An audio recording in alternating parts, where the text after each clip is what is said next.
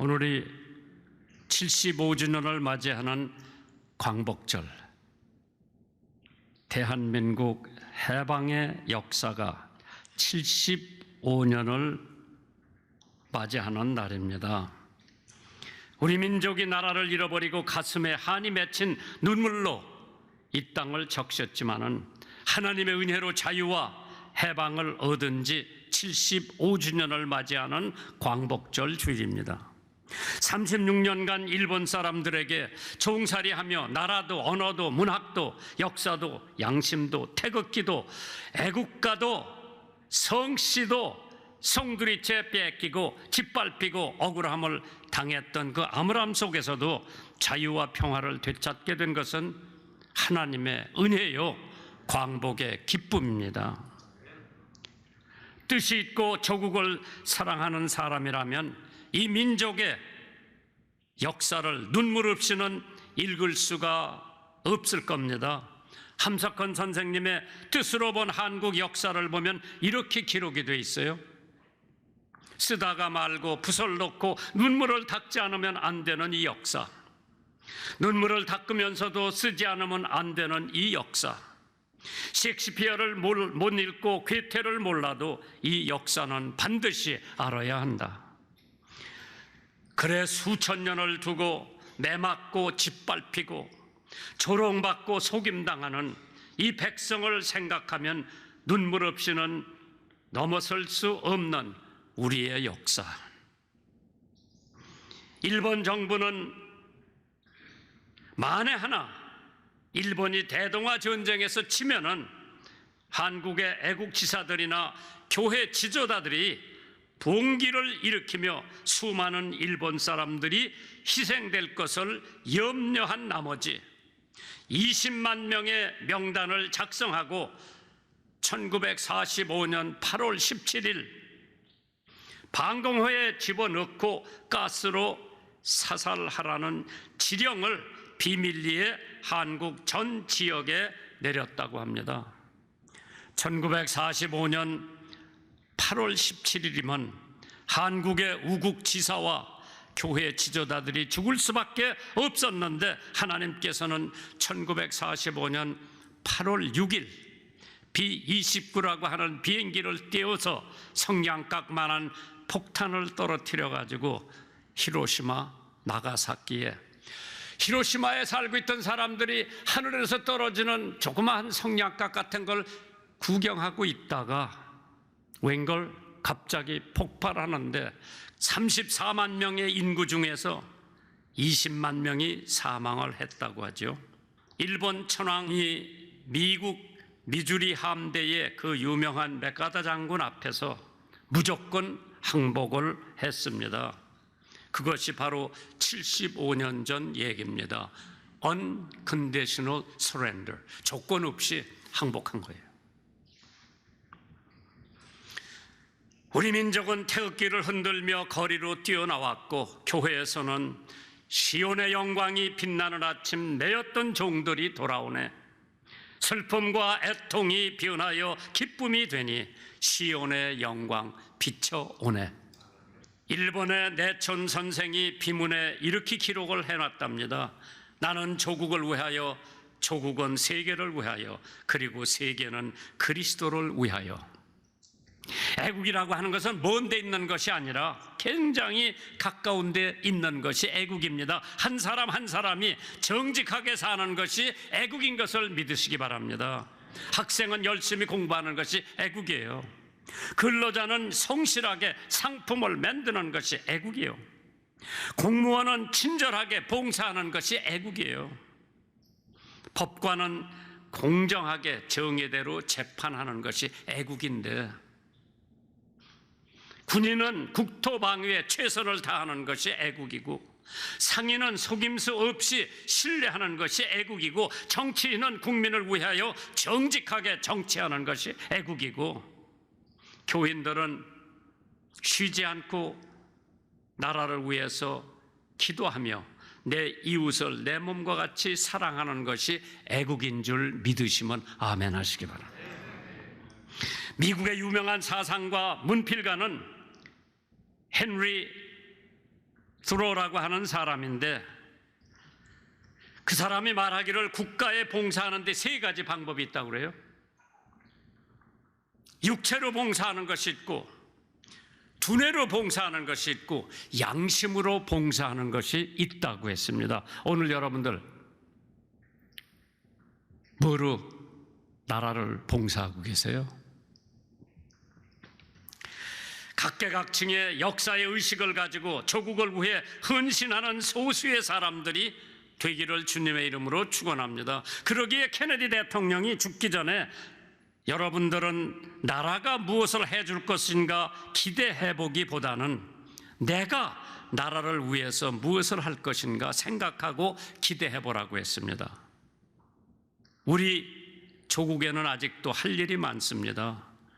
조국을 위해 누구에게 이 조국이 기대할 수가 있나? 나 스스로가 조국을 사랑하고 지키며 아껴야 된다고 하는 얘기입니다. 오늘 본문에 있는 말씀을 보면 예수님이 잡히시던 밤 무리들이 횃불을 들고 무기를 들고 예수님을 찾아왔죠. 그때 예수님은 하나님께 순종하는 마음으로 그들을 맞이했습니다. 어떤 방법으로 타인을 이기는 것을 최고의 선으로 생각하는 이 시대에 사람들은 저마다 권력과 힘과 분노로 칼을 들고 싸우며 살아갑니다. 그러나 예수님은 검을 버리고 오직 하나님의 뜻을 따라 마음으로 모든 사람에게 평화를 주는 인생길을 걸어가셨습니다. 복수는 복수를 낳고 검을 가진 자는 검으로 망한다고 말씀하셨습니다. 즉 칼로 흥하는 자가 칼로 멸망할 것이라고 했죠. 예수님이 걸어가셨던 길인 평화의 길, 사랑의 길, 인내의 길, 우리는 그러한 길을 가야 되지 않나. 오늘 이 시간에도 하나님께서 우리들에게 주신 선물이 얼마나 많은지 생각을 해봅니다. 여러분과 저에게 성령을 부어주셨죠. 이 민족에게 하늘의 풍성한 은혜를 부어주셨습니다. 정치인들에게 공의로 다스릴 수 있는 힘을 부어주셨고, 성도들에게 이웃을 사랑할 수 있는 능력을 주셨고, 경찰들에게 파수꾼의 인내를 부어주셨습니다. 폭력으로 잘된 나라가 없고요, 폭력으로 성공한 사업체가 없고, 폭력으로 이루어진 문명이 없습니다. 폭력은 멸망을 초래하고, 폭력은 발전을 막아섰고, 폭력은 불안을 가져왔고, 폭력은 암흑을, 폭력은 절망을, 폭력은 죽음을 가져왔습니다. 그렇기 때문에 인도의 간디라고 하는 사람은 비폭력으로 300년 동안 영국에 속죄된 나라로서 독립을 얻은 것은 비폭력 데모를 했기 때문에 그것은 간디의 공로였죠. 마틴 루터 킹 목사가 비폭력으로 흑인의 위치를 높였고, 그 사람 있었기에 오바마 흑인이 미국의 대통령도 될 수 있었던 겁니다. 비폭력. 우리 3.1 운동이 비폭력 운동이죠. 1200년을 넘게 거대한 역사를 자랑하던 로마 제국은 쇠퇴하여 멸망하게 되었죠. 그들은 칼과 창으로 이방 세계를 점령하여 로마라고 하는 제국을 세웠습니다. 그러기에 세계의 모든 길은 로마를 통할 정도라고, 그 당시의 로마는 문화도 화려했고, 경제도 호황되었고, 정치도 발달했고, 군대도 강했습니다. 그러나 모든 것이 폭력으로 이루어진 것들이었습니다. 그리고 그 폭력을 나라의 심장부인 정치에 들어서게 되죠. 서로 한 마음으로 자신의 나라와 백성의 평화를 위해 노력해야 할 황제와 정치인들이 권력과 폭력으로 칼을 들고 싸워 로마를 만들었습니다. 결국 로마는 세계를 점령하기 위해 세워놓은 폭력에 의해 점령당하고 멸망하게 됩니다. 3.1 운동은 우리 모두에게 현실에서 책임을 요구합니다. 그 책임은 신앙의 진리 안에서 하나님의 백성임을 감사하고 우리에게 부여주신 자유, 이웃과 함께 나누며 나아가 모든 백성과 그리스도의 평화를 키워나가는 우리의 책임입니다. 눈 덮인 백두산 천지못에서 철쭉꽃이 만발한 한라산까지 복음의 찬양이 메아리 칠 때에 우리의 정열을 다 바쳐야죠. 꼬불꼬불한 동해안 길에서 넓은 호남 곡창 평야까지 자유여 울려 퍼져라, 힘껏 소리내어 울려라, 어서 울려라. 허물어진 북한 땅에 교회가 재건되고 수축될 때까지 우리 목숨 다하여 복음을 전하자. 첫 번째 폭력이 아니라 우리는 사랑으로. 마태복음 26장 52절에 이에 예수께서 이르시되 네 검을 도로 집에 꽂으라. 검을 가지는 자는 다 검으로 망한다고 했습니다. 잠언 10장 12절에 미움은 다툼을 일으켜도 사랑은 모든 허물을 가린다고 했습니다.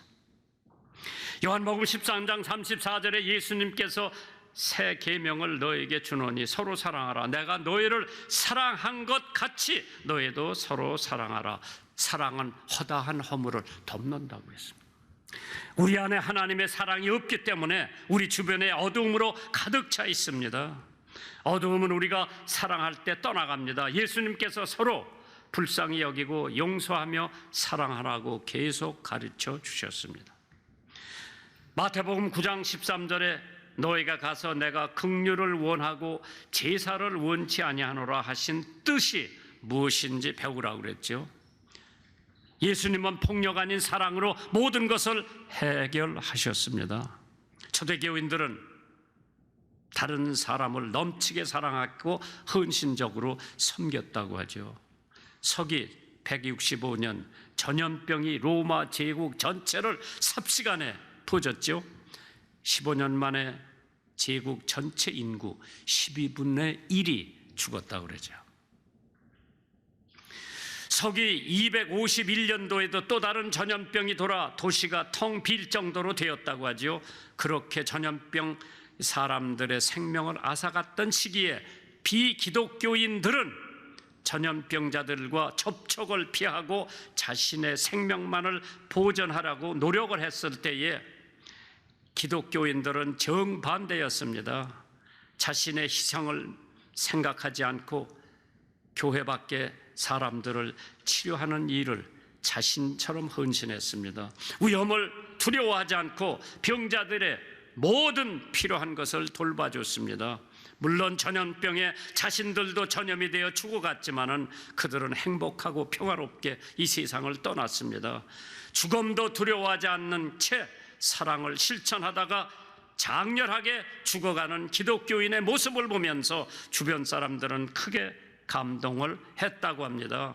그리고 많은 사람이 기독교로 개종을 했다고 그러죠. 이것이야말로 로마 제국을 온통 기독교 국가로 만들 수 있었던 원동력이라고 했습니다.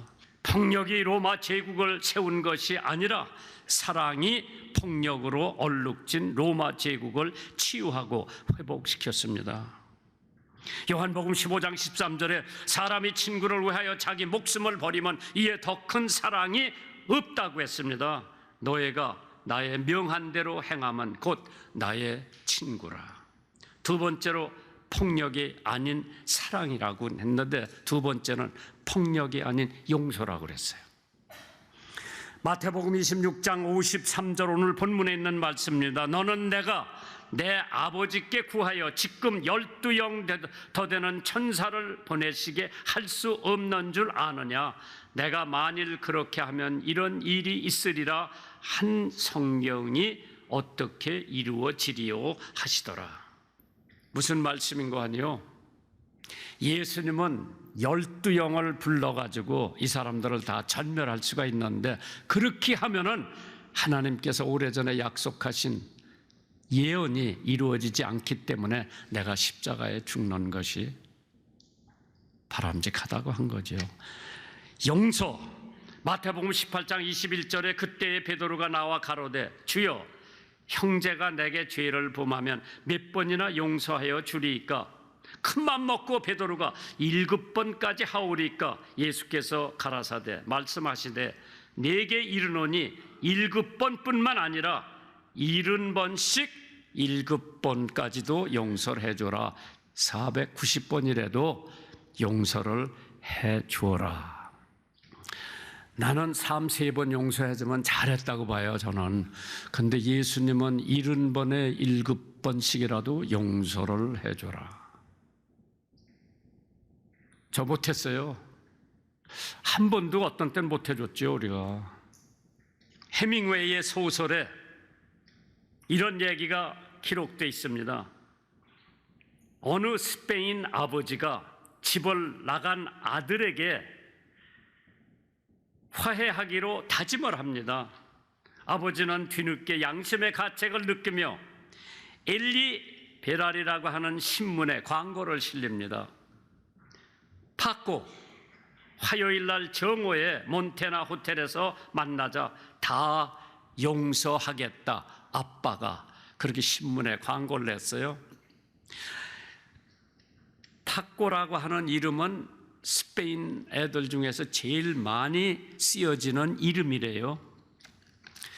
우리나라도 영자, 길자, 말자 여자들 이름 많고, 나는 미국에서 돌아와가지고 수원시에 김장환이라는 사람이 몇 사람이나 있나, 나만 김장환인 줄 알고 전화책을 열어보니까 7명이 있어. 그러나 7명한테 다 편지를 보냈어. 교회 한번 나오라고. 한 사람도 안 나왔어. 동명이인이 얼마나 많은지 몰라요. 자기가 찾아보질 않아서 그렇지. 광자, 김광자 한번 찾아보세요. 엄청 많아. 일본 정치 때 그냥 다 애자, 아이꼬, 그렇지. 그 자자 들어간 걸 다 써준 거예요. 일본어로. 길자, 광자, 영자, 성자, 뭐 자자가 얼마나 많은지 몰라. 그런데 파코는 스페인에서 가장 흔한 이름이라 아버지가 약속 장소에 나가자 파코라고 하는 이름 가진 젊은 남자가 무려 800명이 나와서 저마다 아버지를 기다리고 있었답니다. 이것을 보면 얼마나 많은 사람들이 용서를 원하고 용서를 기다리고 있는가를 알 수 있지 않습니까? 참 신기하죠. 우리 인간에게 가장 필요한 것은 바로 용서라고 했습니다. 오늘날 우리가 누리는 이 모든 축복은 하나님의 용서가 있었기에. 고 김인수 장로께서 이런 말을 하고 돌아가셨어요. 하나님의 사랑에 대한 90%는 순종이며 사람에 대한 사랑의 90%는 용서라고 그랬어요. 하나님의 사랑에 대한 90%는 순종이고 사람에 대한 사랑의 90%는 용서라고 했습니다. 존 브락만이라고 하는 사람이 쓴 책이 지난 2000년 동안 위대한 발명, 그 책을 썼는데 The Greatest Invention of the Past 2000 Years. 이 책에 인쇄술, 전기, 비행기, 컴퓨터, 인터넷 등 포함해서 인류에게 121가지 위대한 발명품이 나열되어 있어요. 그 책에. 그 중에 끼운 게 한 가지가 있는데 지우개가, 고무 지우개가 거기 끼어 있는 거예요. 121개 중에서. 우리가 생각할 때 그게 무슨 대단한 발명이냐. 고무 짓는 거 있지. 옛날에 연필로 써가지고 잘못 써지 시험 볼 때만 짓고 또 다시 쓰고 짓고 다시. 그게 121가지에 포함이 되어 있대요. 그런데 그 한 가지 의외인 것은 역시 지우개가 포함되어 있다고 하는 사실인데, 지우개가 발명되면서 비로소 인류의 기록 문화가 극적으로 발전하게 되었다고 합니다. 실제로 지우개가 아니었다면 지구상에 여러 위대한 예술가의 스케치, 또 시인의 시편, 음악가의 작품들은 모두 현재와 같은 완성품을 이루지 못했을 거라고 해요. 왜? 지금 작곡을 하는데 마음에 안 드니까 이거 짓고 콩나물 대가리 위에다 놨다 아래다 놨다, 이게 작곡이죠. 시를 썼는데 마음에 안 드니까 또 지우개로 이거 짓고 거기다 또 고쳐 쓰고 캔버스에다 그림을 그리는데 마음에 안 들으면 또 이거 짓고 다시 그리고, 지우개가 121개 중에 들어가 있다는 거예요. 발명 가운데에. 위대한 작가, 하나님의 작품인 우리 인생도 마찬가지죠.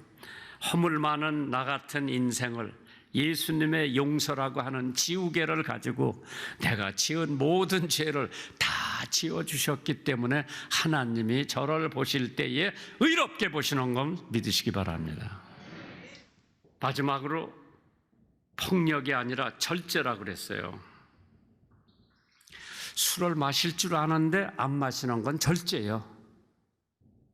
남 욕할 수 있는데 안 하는 거 용서예요. 참 하나님께서 나는 담배를 피울 줄 아는데 이거 끊는 거, 안 피는 거 절제예요. 원수를 갚을 수 있지만은 안 갚는 게 절제예요.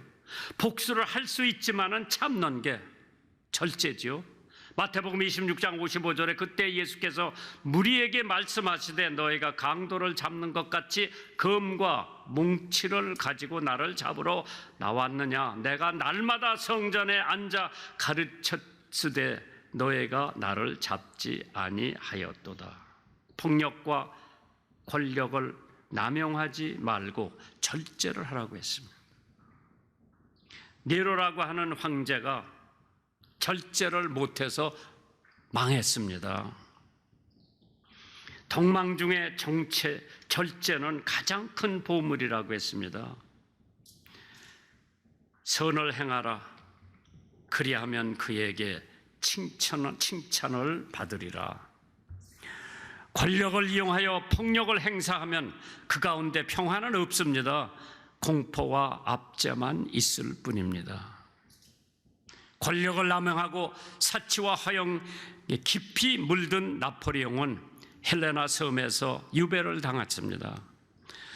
그러면서도 나는 불란서가 아니라 유럽의 제왕이라고 몇 명의 부하를 거느리고 이전과 같은 똑같은 행세를 했다고 합니다.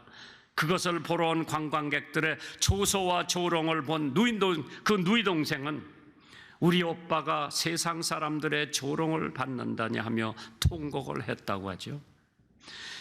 예수님과도 같은 섬김의 리더십, 십자가의 도를 실천하는 위정자가 이 나라를 통치할 때 이 땅에는 하나님의 평화가 임할 줄 믿습니다. 예수 그리스도께서 말씀하시기를 평안케 하는 자는 복이 있나니 저희가 하나님의 아들이라 일컬음을 받을 것이라고 마태복음 5장 9절에 기록을 해놓으셨습니다.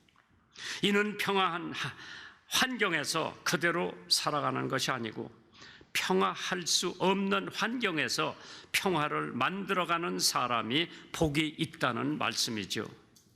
하나님의 평화를 만들어가기 위해서는 폭력이 아니라 사랑, 또 폭력이 아니라 인내와 용서를, 폭력이 아니라 절제를 하는 그것이 평화, 화해, 화목, 이룰 수 있는 가치입니다.